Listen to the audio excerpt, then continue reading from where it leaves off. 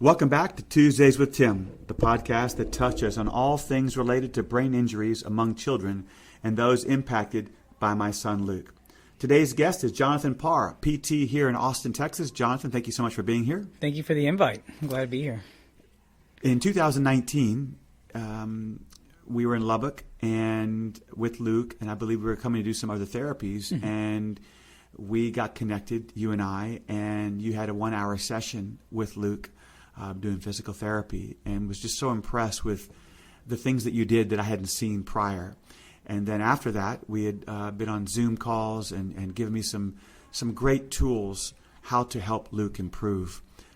First, before we get into exactly what Luke did and what you have done with so many of your children, tell us a little about your background. Yeah, so my name is Jonathan Parr. I've been a PT for 14 years now, primarily specializing in complex neurological conditions, whether it's TBI, spinal cord, MS, those kind of things. And how I got into it, I tell the story a lot, is hits home for me because my sister had a neurological condition when she was 21, saw her rehab process and saw a lot of the do's and don'ts behind therapy, and also just made me more motivated to actually be the therapist that I needed to be for her in case something were to happen again with what she experienced. And so that drove me.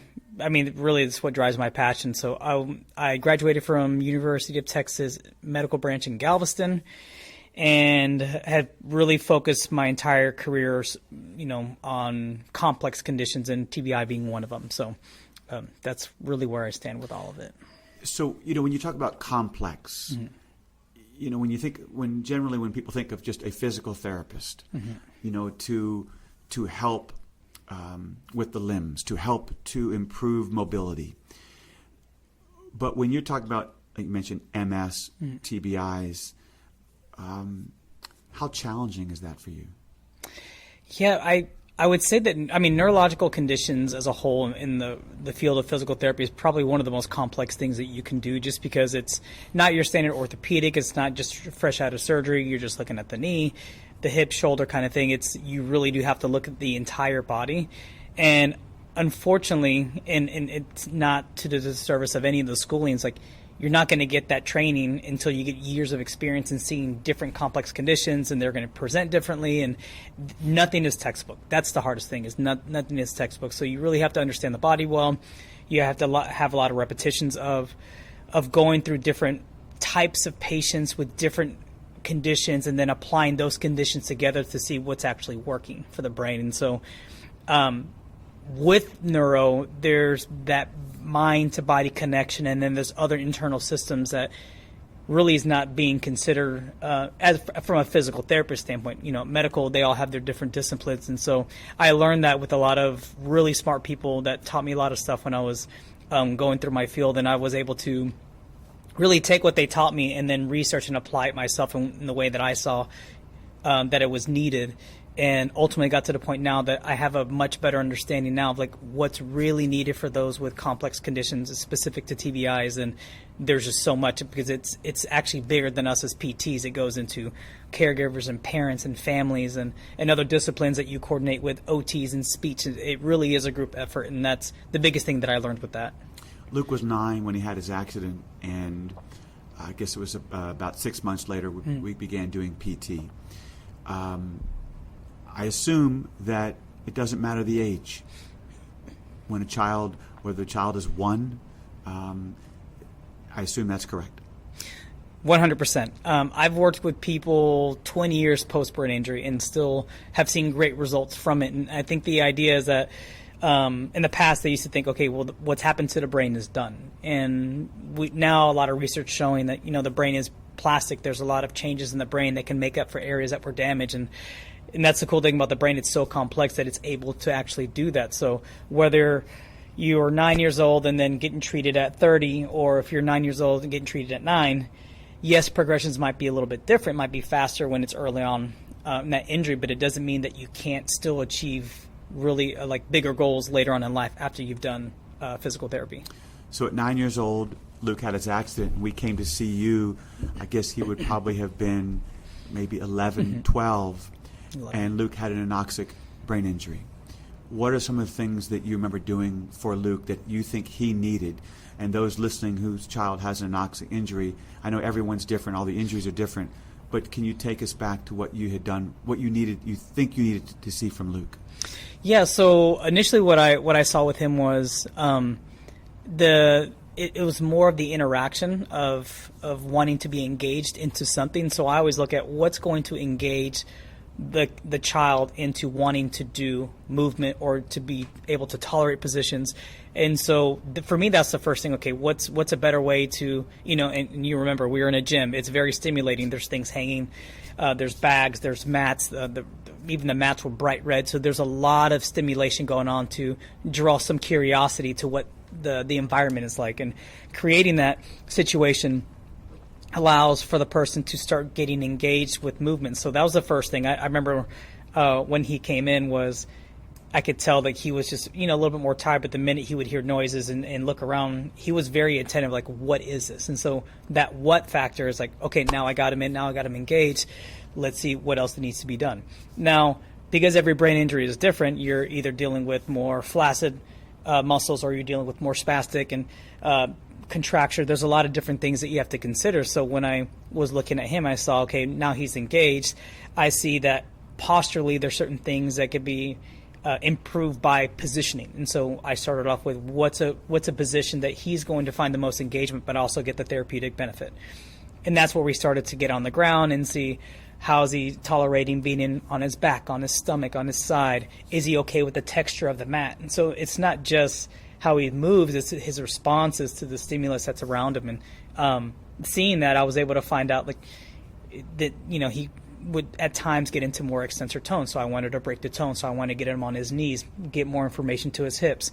Anytime that the body is upright, the brain processes more information. So my goal is get him upright, whether I have to help him, whether even if you're in a frame type of thing. But in that moment with him, I wanted him to see the world around him as a way for his body to respond, as a way to engage. Because naturally, certain positions will require you to fire muscles, whether you like it or not. And that was my initial intention with him. You mentioned getting upright. When a mom or dad or both have to work and they may rely on a nurse taking care of their child, but if that child is laying flat in a bed or in his or her chair, wheelchair, we're not getting upright. And I always knew, from with Luke getting on the stand, or I would, as much as I saw from what you had done and others, I knew what I would try to do to help Luke as well, to keep those muscles moving and being upright. How often would you suggest a patient needs to be in physical therapy?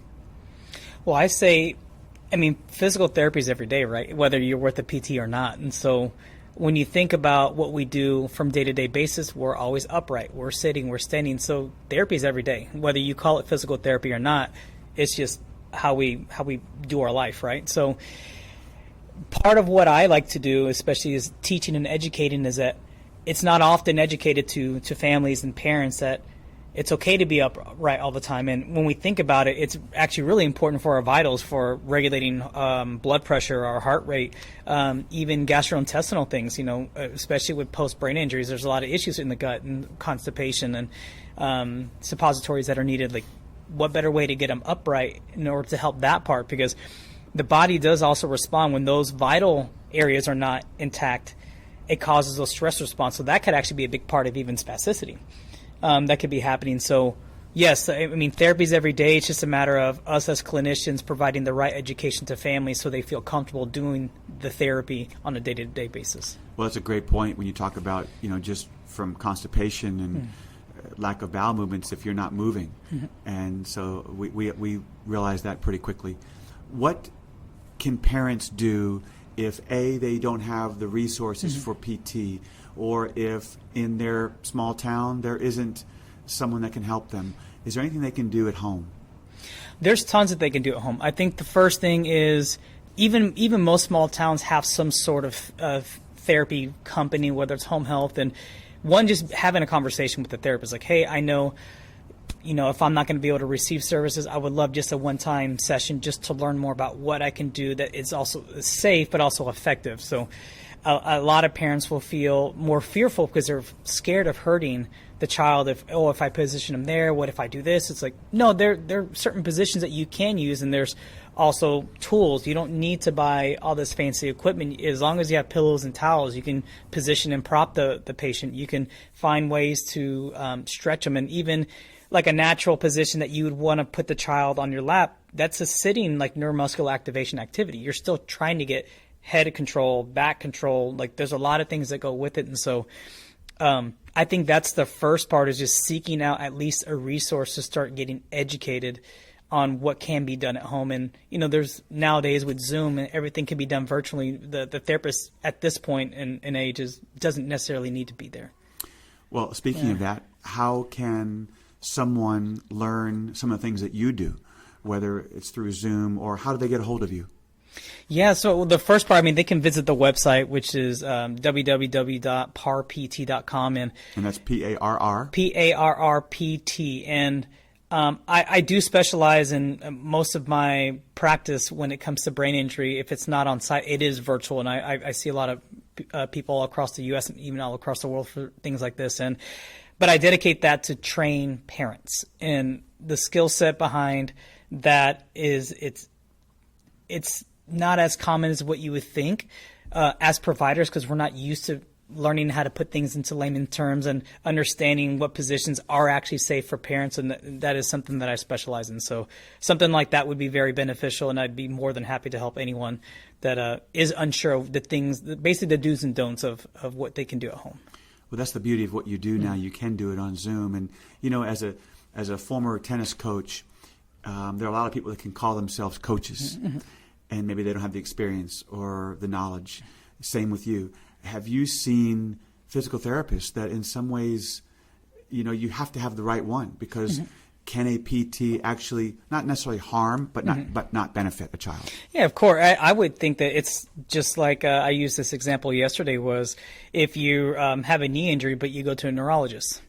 It's like, it's still medical, but it's not really specialized in that. And so we also have to think about with pediatrics, TBIs are not the only thing that happen or that kids need. It could be congenital issues and genetic. It could be just standard developmental. So each of these therapists have different skills in different areas. So what you want to do is find someone who has a lot of experience specifically with traumatic brain injuries, anoxic brain injuries, those kind of things. And I think it's okay to hold like your own interview and ask them like, hey, how would this benefit? What are your skill set? Do you feel comfortable? Because as therapists, we have to be clear enough, like, that's not my skill set. I can help in the interim until you find someone. So there's different ways to do that, but I think it's really, really important that people seek out and ask those questions related to like, do you specialize in this condition? Because I'm looking for someone to really help.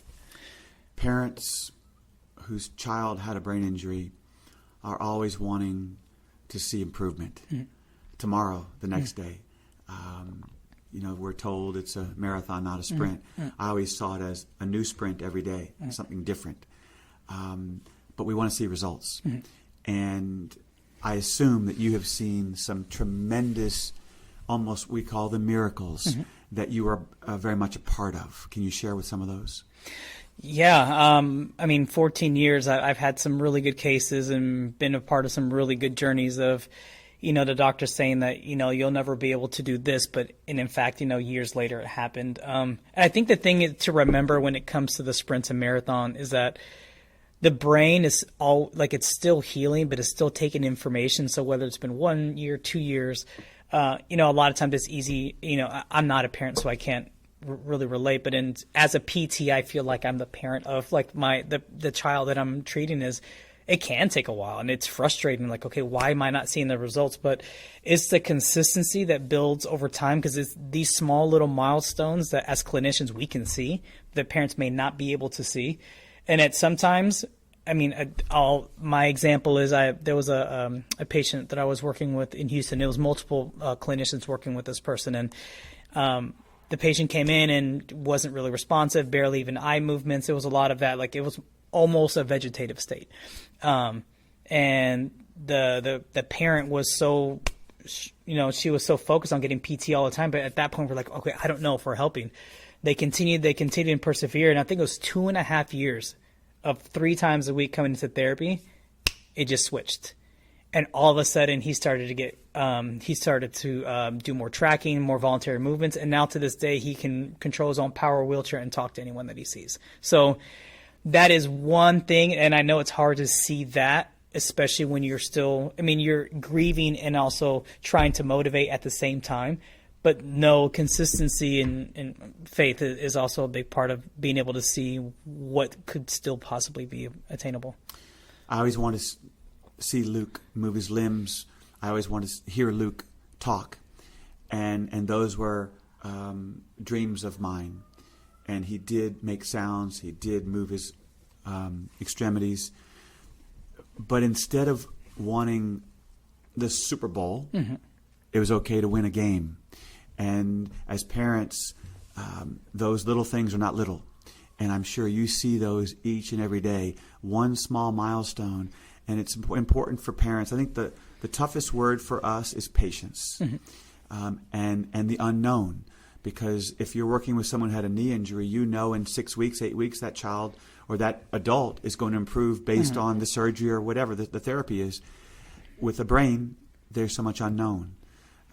What message can you give to parents when it comes to being patient or just understanding what I just mentioned? Man, it's a bit harder because, again, there is that love for that child that is much deeper than what anyone could ever actually put into words specific to that parent. But I think that when you're able, the idea is like you always want to provide for your child, like regardless if they're injured or not injured. And knowing that you're taking the steps, one, I also being self-compassionate as a parent, like you're doing what you can. So not always overloading what you can do. Like some of it is out of your hands, but what you can do is find ways to keep consistency with things that you know will continue to do those small gains. And then just, in my position is kind of just let God do its work. And I think when you can think about it, whatever religion is whatever spirituality that you have, but I think when you're taking the right steps, everything will be positioned the way they need to be. Jonathan Parr, you have meant a lot to me personally and what you did with Luke, both in person and on Zoom, and it made an impact on me. And when I watch therapists, I have such admiration for them and what they do. And I also know that building a relationship is as vital as what you're actually teaching them. And you knew that. And whether it was talking about football, baseball, whatever, because you knew that was what Luke loved and what he was inspired by. Give us the website one more time. And I would encourage everyone that's listening, if your child needs PT, this is where you need to go. It's www.p as in Paul, ARRP as in Paul, T as in Thomas.com. So parrpt.com. Jonathan, thank you so much for thank what you you so do. much. I always appreciate it. Really appreciate you and all the best to you. Thank you. Thank you.